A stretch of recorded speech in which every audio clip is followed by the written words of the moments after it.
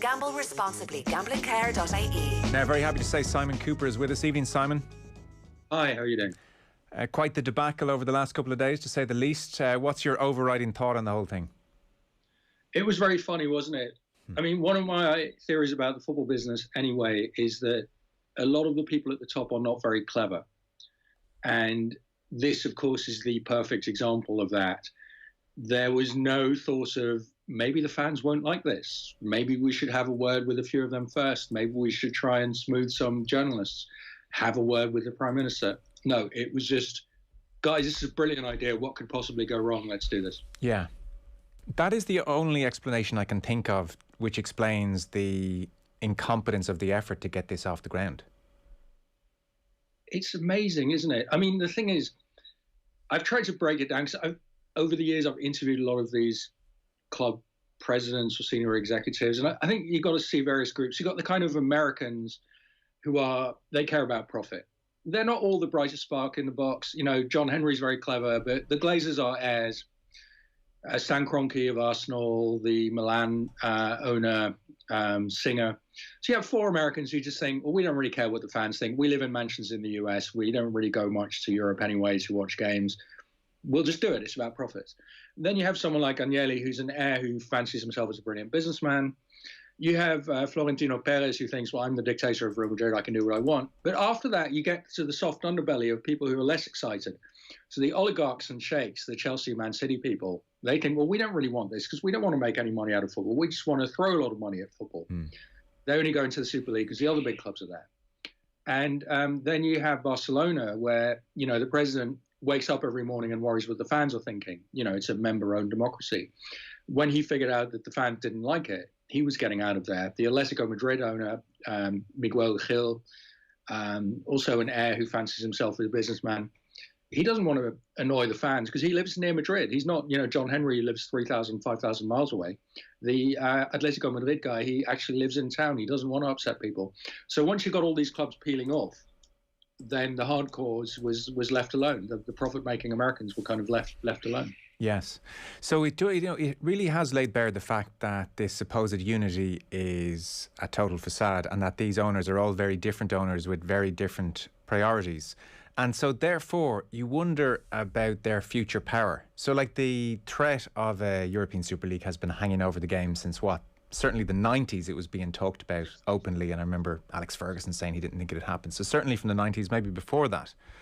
And the big boys have driven the reforms that UEFA brought through on Monday, this 36-team behemoth, and, you know, certain places held back for other teams and all of that kind of stuff. There's a degree with UEFA that this was such a mess, like you come at the king, you better kill him and all that. I mean, UEFA could almost cancel the reforms brought through and say, what are you going to do, start a European Super League? The thing is that in football, the only essential elements are the clubs and the players. And you can't have a European competition without Manchester United and Real Madrid. But you can have a European competition without UEFA. You don't need UEFA. And so that's the thing. In football, in the end, the clubs are stronger than the regulators. In this case, it wasn't the regulators who stopped them. It was the fans. It was public reaction that scared them, and also their own players. But UEFA have to tread very carefully in dealing with the clubs because we all know where the power lies in football. It's not with the regulator.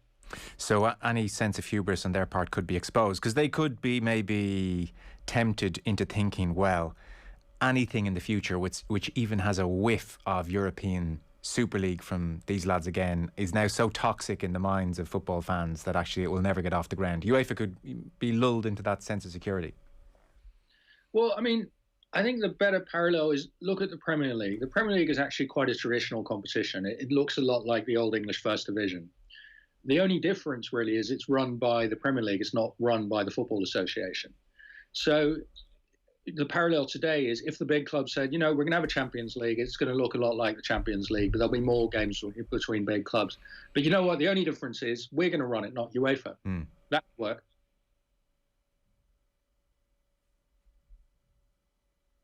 I think we have lost Simon. You gone? No, I'm here. I think you're I'm back. here. Sorry, you're back. Yes, we have you. You were saying that would work. If they were to go with the Champions League as is, if they were to propose that they were taking over, that would work. Yeah, I mean, that's what worked with the Premier League. It's, as I say, it's pretty much English football as it always was, except it's now run by essentially the clubs and not the FA. It is amazing as well in their launch that they didn't consider they'd have to win hearts and minds. Like, even if they had just started with their own fan bases, like, just invoke tribalism, just get the 150 million Manchester United fans on board. And I mean, you're not up and running. But geez, they just left the whole thing open for, certainly in the UK, Gary Neville got 2 full days to just mobilise an entire country. Yeah, I mean, the first thing you do is you go and talk to Gary Neville and Jamie Carragher, and you square them. So no, there was none of that. I mean, I think it's hard to realise, especially with COVID, just how far away these guys are from the fans. I mean, nowadays they never meet fans. And the owners, they never even come to the country, most of them. Abramovich never watches Chelsea anymore. So, I'm sure the Glazers are not kind of regulars on the Stretford end. So, this is kind of cooked up in, not even in a room, but in a series of kind of bedrooms in opulent mansions, not in Europe, where people are Zooming each other. So maybe COVID played a little bit of a role in that distance, but this is really the kind of classic story of the emperor who, locked up in his palace, has no idea what the people are saying on the street. Yeah. Do you think this will have any ramifications for any of the owners of these 12 clubs? I think they're going to try and ride it out. I mean, their huge advantage is that there is a pandemic on. There are not large public gatherings. And I think that they will, Liverpool fans are already talking about, will we sign Kylian Mbappe? I think they will hope that football with its daily news cycle will swiftly move on. And I think most of them will be saved. What about ramifications for the system? Because this has prompted, I can't think of another time, really. This has prompted almost a global stocktake of the game, a kind of coordinated state of the nation around Europe about the fact that the system is so incredibly broken. The Italian clubs have no money, the Spanish clubs have no money. The old elites of the game are chasing the oligarchs and the state-run teams. The Premier League still manages to lose 600 million a year. The thing is broken. The wages are out of control. The fans aren't being treated all that well. I mean, financial fair play discredited in the main. Could this prompt any rethinking of how football does its business, do you suspect? Or will Kevin De Bruyne, etc., all be getting 300 grand a week in perpetuity? The game is not broken. I mean, that's just false. The economics of it are, though. It doesn't. The economics of the game don't work during COVID. Yeah, I mean, when the stadiums are empty, there is no match income, and everyone loses money. Yeah, the presumption is that the pandemic is not going to last forever, and in the 3 or 4 years before the pandemic, big clubs in history had never been so profitable. I mean, football clubs have lost money for a century. This is a loss-making business. This is a business in which you go in to lose your shirt. That's kind of what football does to rich people. That's never been different. In fact, financial fair play and the various kind of national regulations, you could only spend X percentage of your revenues and salaries, had made this a profitable business. And it's very dangerous when it becomes a profitable business, because then it attracts profit-seeking owners like John Henry. We don't want that. We don't want football to attract people seeking a profit. So Barcelona's financial state, Inter Milan's financial state pre-COVID was fine? It wasn't terrible. Football clubs always have debts. And, in the end, what are the creditors going to do? There's not going to be a bank that's going to pull the plug on Barcelona, on Inter Milan. So I don't really see the issue. I mean, look at Spurs' debt. It's about €1 billion plus. But they have a mortgage. I mean, I have a mortgage. If you look at my debt, it's also high. Yeah. So no great reshaping of how clubs are doing their business, and because the reason I asked that question is the narrative is certainly out there that there is a desperation amongst clubs who don't have oil money or an oligarch to fund their losses, and that's what's prompted this. You're not buying that as such. They have losses during COVID. I mean, most of these clubs are doing absolutely fine pre-COVID. Premier League in about 2018, 2019 is as profitable as never before. Okay. What are you making of this the fans have won narrative, which has really kind of taken hold? Again, certainly UK media, I don't know your part of the world. The fans have won a status quo, which doesn't seem to treat them terribly well. The fans have won, I agree. I mean, not to get too political, but I finally this week I've understood what neoliberalism is. Neoliberalism is the idea that everything should be done for profit, whether it's football or healthcare or universities. And this was the first public uprising, mass uprising I've seen against neoliberalism, which is a kind of big idea of the last 40 years. And the fans won, yeah. Does the status quo treat fans so terribly? I mean, for 30 years now, I can remember fans complaining about it's all gone too commercial, ticket prices are too high, the big clubs always win, it's boring. For 30 years, the stadiums, if you take England, the kind of most commercial league, the stadiums have been full. People talk about, kind of every, refereeing decision, ball hitting the post and managerial sacking in the Premier League. The league is watched around the world. I sometimes think, what is the problem? It's very bad that some poorer people at the bottom have been priced out. That's bad. But if you're saying football's not popular, football is not attracting fans, that's simply false. It's never been so healthy. I mean, I remember the 70s and 80s when, stadiums were half empty, when football was terrible, when people didn't really talk about it as much as they do now. Mm. And you don't think for the match-going fan, for instance, things have gone from improved to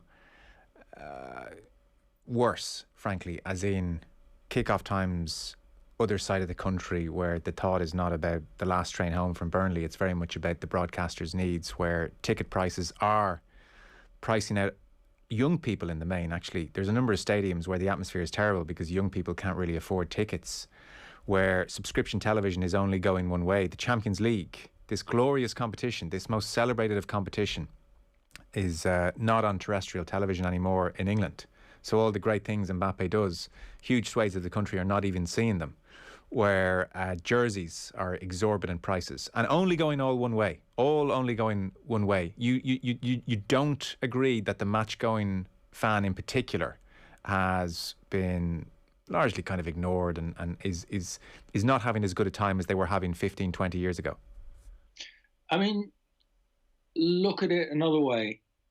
It's such a safe, such a pleasant, such a family-friendly experience that you can go with, in my case, with my wife, with children. I would go without any fear with children to a football match, which I wouldn't have done in the 80s. You don't have to, as I have in the 80s, sit next to someone who's shouting racist abuse at football as the whole match, which is just horrendous memories that I have at the time. Mm. You don't have to worry about violence. So a lot has got better. I mean, I agree with you. That's got worse.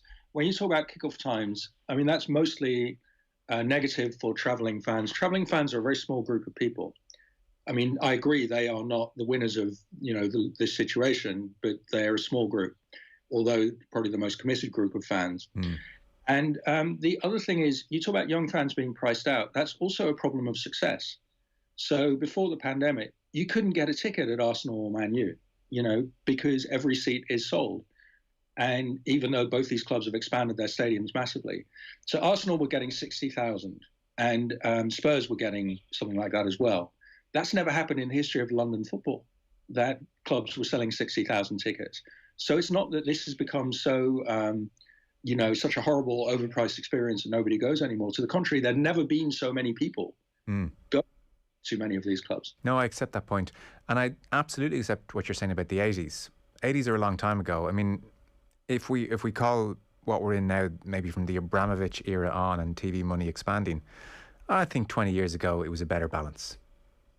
20 years ago you got the same complaints, but look, I would agree that what I would like for the game is it's more like at Barcelona or Bayern, that you have a safe, a beautiful stadium. That Barcelona, because they're fan run and so they're very frightened of their fans, they've frozen ticket prices for 10 years, right? Which is also why they have financial problems. Do you think this victory for the fans and the way they've mobilised could lead to something similar over in the UK? I think we have a slightly different tradition, because I would say that Barcelona and Bayern Munich are clubs. They're association members.